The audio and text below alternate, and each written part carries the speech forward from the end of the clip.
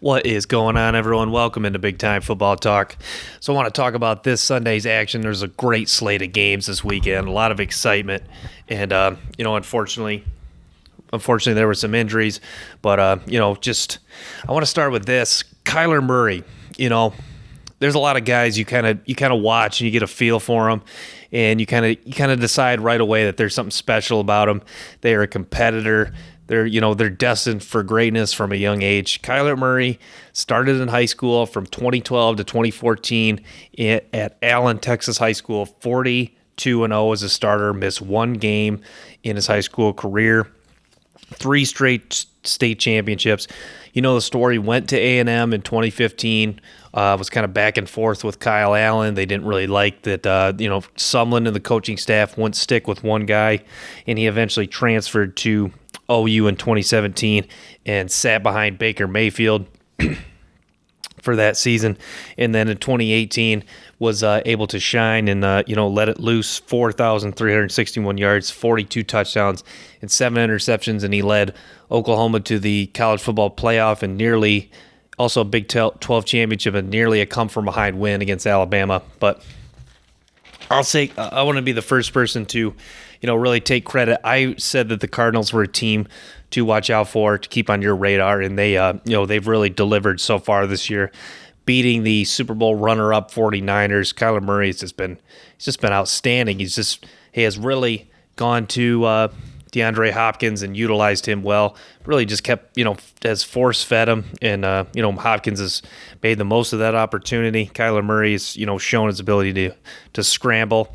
Just how quick he is. He's just one of those guys, it's hard to get a big shot on him because he's, so elusive and cuts on a dime. But, this Cardinals team is definitely trending in the right direction.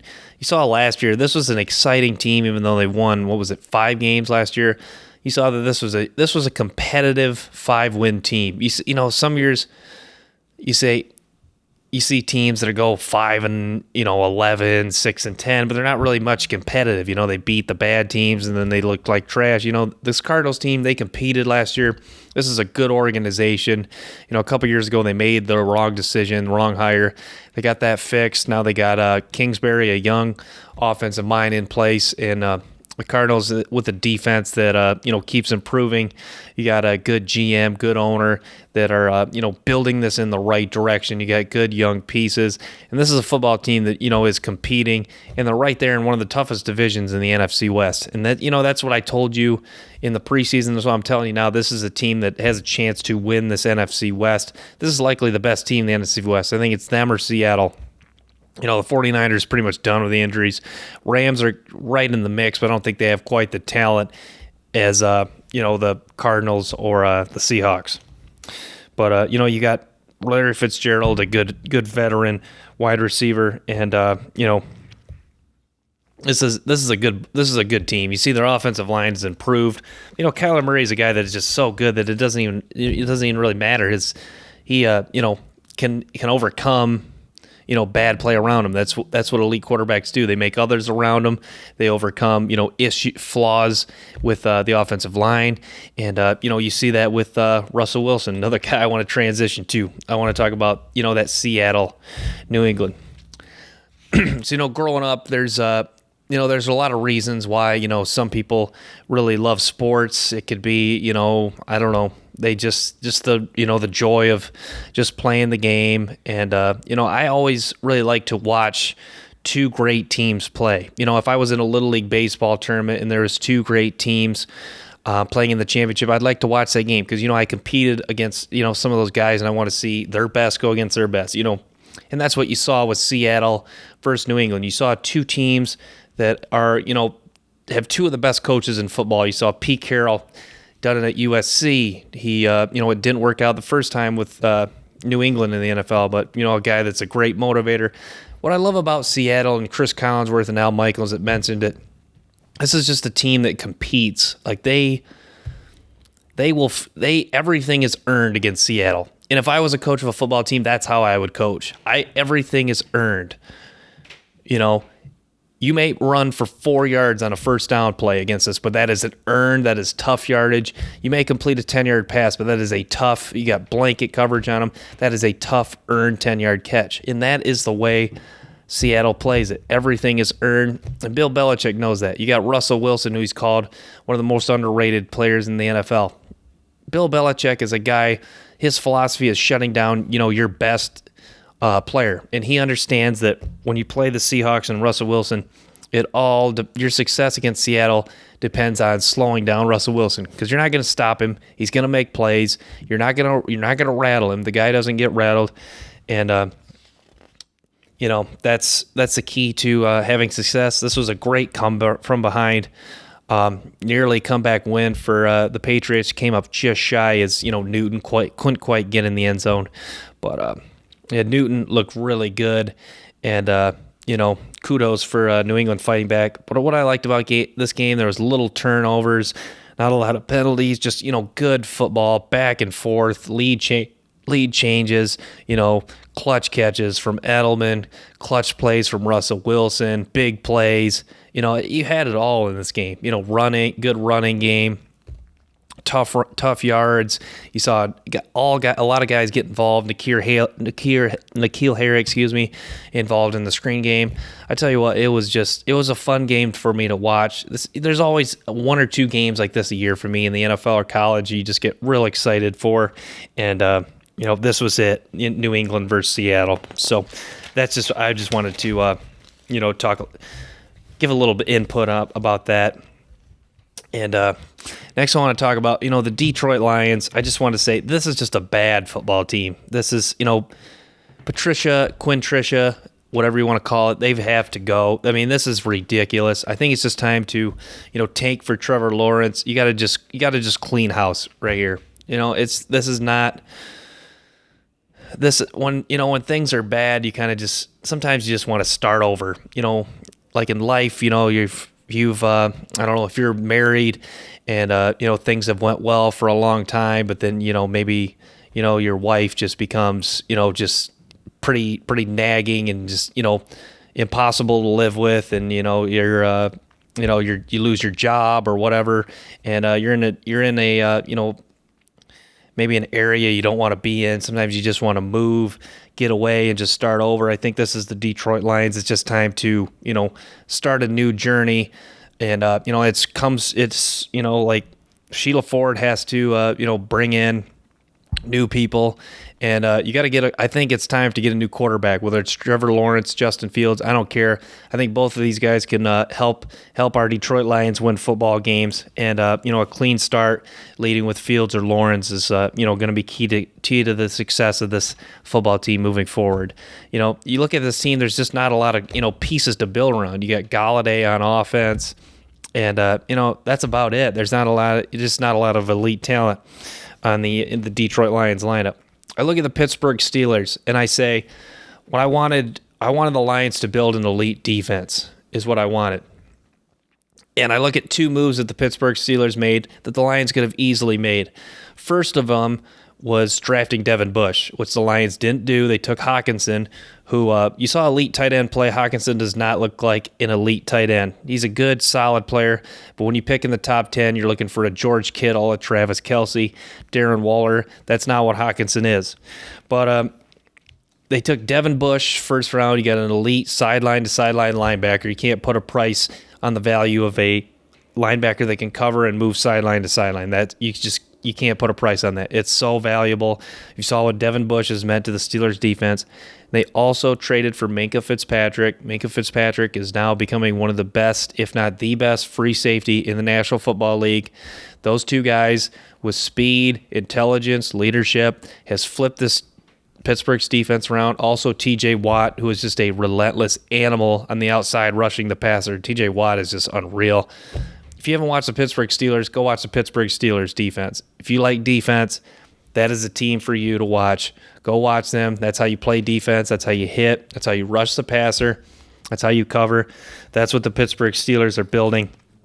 And those are the moves I wanted the Lions to make. Minkah Fitzpatrick, Devin Bush. They failed to do so, and you have average linebacking play. You have average to bad secondary play. You don't rush the passer. This is just a clean house situation, and that's what I want to get to. The Lions, I don't want to break down the game. The game was bad. This is just a bad team, and hopefully they lose out and get Trevor Lawrence the hashtag tank for Trev. And I want to start with this. I think the Cowboys are really nothing but false hope, to be honest. This is a team that it just never looks pretty when they win. Like Mike McCarthy, I don't think is that good of a coach because he didn't play Aaron Jones. Look at Aaron Jones now against the Lions and Minnesota, who aren't the best teams, but he didn't play Aaron Jones. Like, the guy obviously doesn't really know how to spot talent whatsoever, which is why he's gone from Green Bay. Because he just, talent's right there. He just doesn't play it. But in Dallas, I watched them against the Rams. This defense looked off balance. I don't know. It just doesn't look like a well-coached team. You got weapons at receiver. You've kind of got them involved. But this just looks like a team that just, McCarthy, they are what he was, he's made them through these two games what they've always been.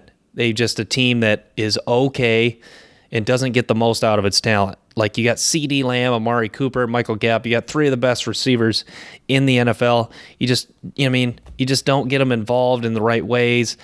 You don't pound the rock. You just get behind. There's sloppy play, 3 fumbles. I mean, this is just, the Cowboys aren't going anywhere. They might make the playoffs, but this will be a team that'll be one and done once they get in the playoffs.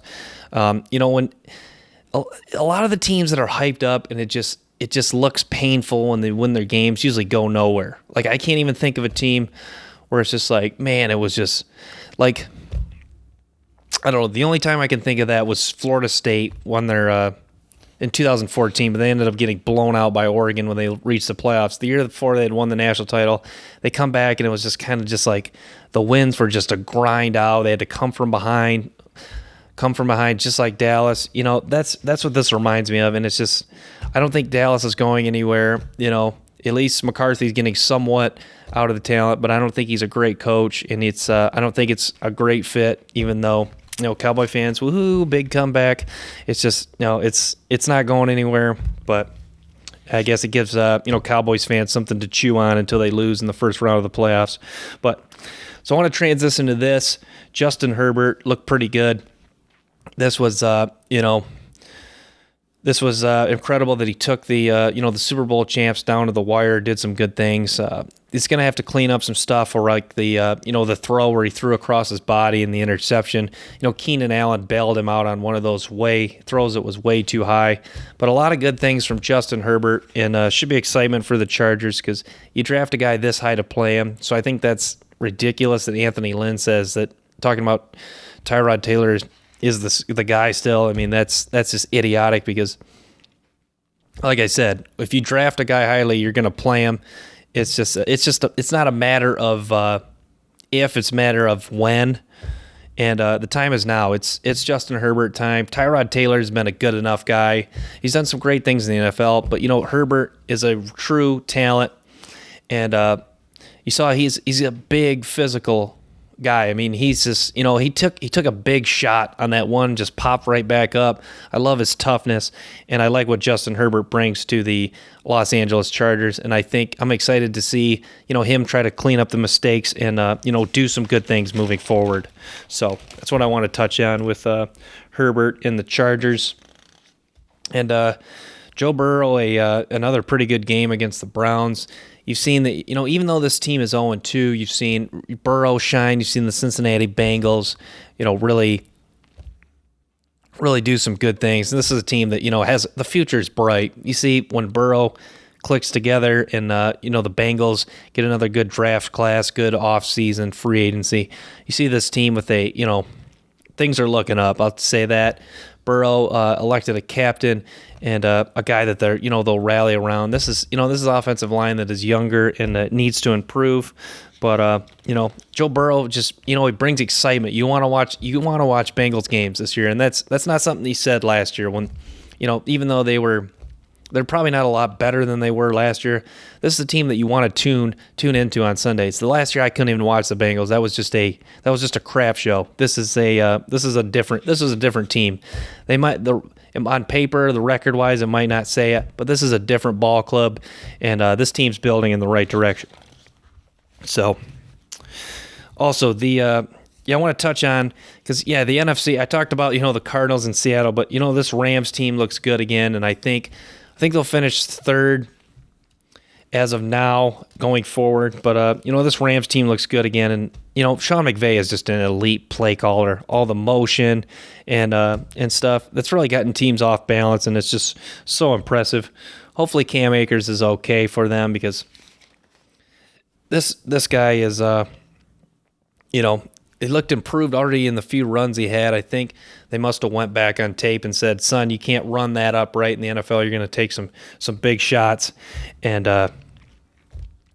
so looked like he improved in that area. Also, Tyler Higbee, 3 touchdowns. That is just huge, getting the tight end involved. Just another element to this offense that teams need to account for. But thanks for tuning into this episode of Big Time Football Talk. Make sure to stay tuned for some more clips. And thanks for tuning in another NFL wrap-up. Make sure you let me know in the comments what videos you guys would like to see. I want to try to do another DFS video, and I'm going to still stick with the college football too. So thanks for tuning in. Until next time, peace.